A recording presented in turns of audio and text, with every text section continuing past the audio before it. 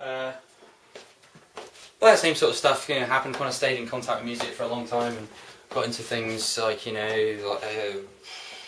into Ninja Turtles, went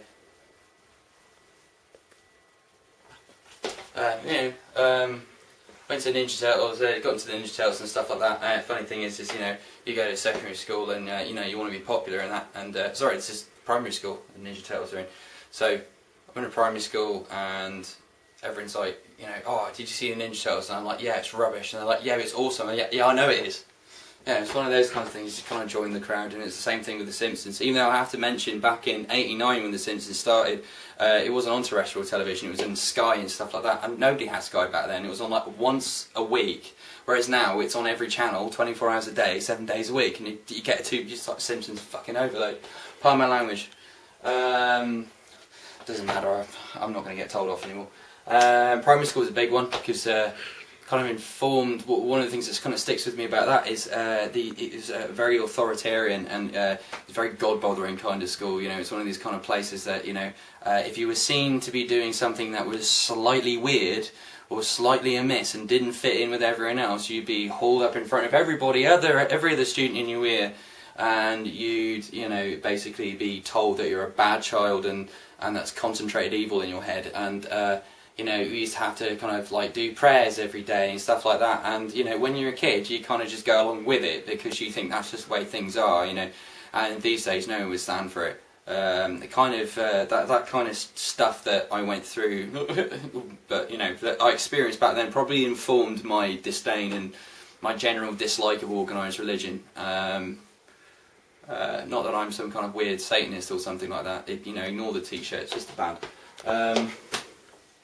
So getting a bit older, joined secondary school, got into the usual thing. Obviously, Guns N' Roses were actually still around and their full form back when I actually joined secondary school, and Nirvana were about and stuff like that. So I was into all that kind of music, and then I got into sort of heavier stuff, Metallica, Megadeth, Slayer, all that kind of stuff, and I was kind of getting into, same old watching films and stuff like that. But I think the thing that really changed it, other than the usual kind of Star Wars and Superman, all the stuff I mentioned, probably the thing that really knocked my socks off was probably when I turned around about 17 and I saw The Exorcist for the first time. A friend of mine had been really into his whole kind of banned horror movies, trying to go for the sickest thing, the most fucking scary thing in general, and it's just funny because The Exorcist was never actually really banned. It was just never released on the video market because it just didn't want kids to get hold of it. So when I actually found a video copy of it, and it was like on a blank VHS, and it looked like in blank, and played it, I was like the coolest person in the world ever, to about 2 other people. But when it got released, properly, I bought it, and I've actually got, unfortunately the light is really crap, I now have 1, 2, 3, 4, 5, 6, and the Blu-ray, so I now have 7 versions of that film. I now have 7 versions of that film. Geek, yes. But I'm not a virgin. That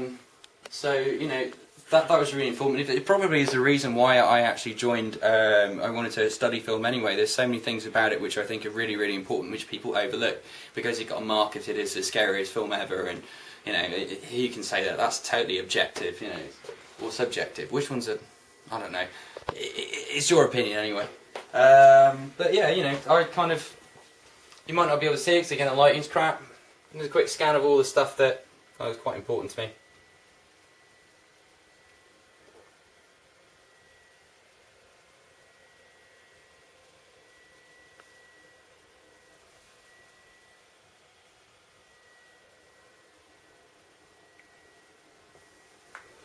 That's just some of the things that I think are important to me. And obviously, like you can see, I've got a wide array of CDs and stuff there as well.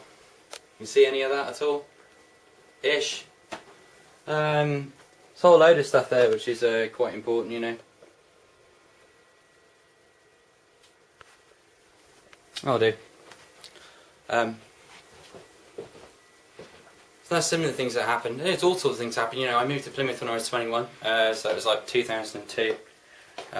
Visited New York when I was, in December of that year. So I went off there.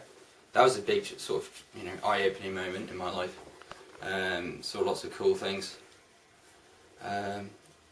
After that, sort of spent 7 or 8 years like working in care and doing that, working with people learning disabilities and challenging behaviour, and that was kind of an eye-opening time as well. Okay, kind of realised quite a lot about the behaviour of people in general, not just the people I worked with, but the people who were around the people I worked with, and what their reactions are like, and how the world really, how we actually perceive and treat each other is quite an interesting thing. You learn a lot about yourself and what your value system is, and when you're actually put in that situation, when you're working with somebody who is a vulnerable adult, it does, yeah, it makes you think a lot about what you consider to be right and wrong, and what's moral and what's right and all that sort of stuff. Not to say that I turn into a a kind of do-gooder, but it's an interesting job to do. I stopped doing that just before I joined PCAD, and my life's been just the usual ups and downs. I bought my house in 2005. That was a big deal. Or was it 2000? It was 2006. Sorry, that was quite a big deal. It's not the best looking piece of work in the world ever. There've been various people moving in and out since I've bought it, but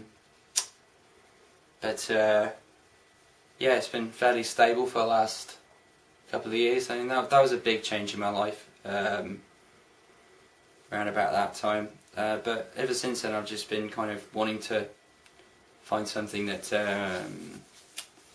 says more about me, about what I want to do. As you know, I want to try and turn all the things that I love in my life into an actual something that I can study and possibly make a job one day. So I've joined a band.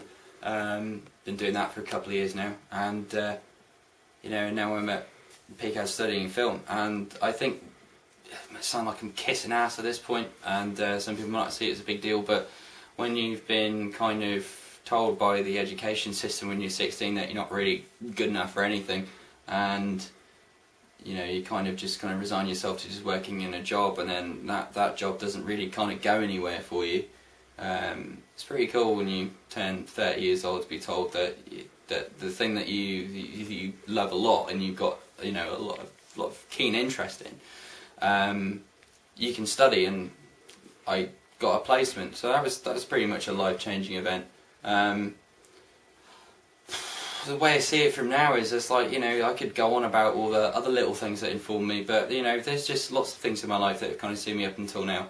I wouldn't say that I'm the easiest person to get along with. I can be a bit cantankerous and a bit dramatic and a bit airy-fairy with things, and a bit balding and a bit short and smell weird, but generally yeah, not doing too bad. And this is kind of a bit of a ramble, but I kind of wanted to maybe sort of catch me on the fly doing this sort of timeline, so maybe just think about what comes to mind first of all, rather than sit there for ages and maybe trying to make stuff up. So what you'll see me now kind of spouting on about is stuff that comes to mind. So I honestly think that's probably the most vivid memories and the things that probably are the most important to me, because it's the first thing that just springs up. So hopefully someone will watch this. Hopefully somebody who is teaching me at PCAD, hello, will watch it and like it, and yeah, that's it. So there'll be more videos and stuff if you're not very good. And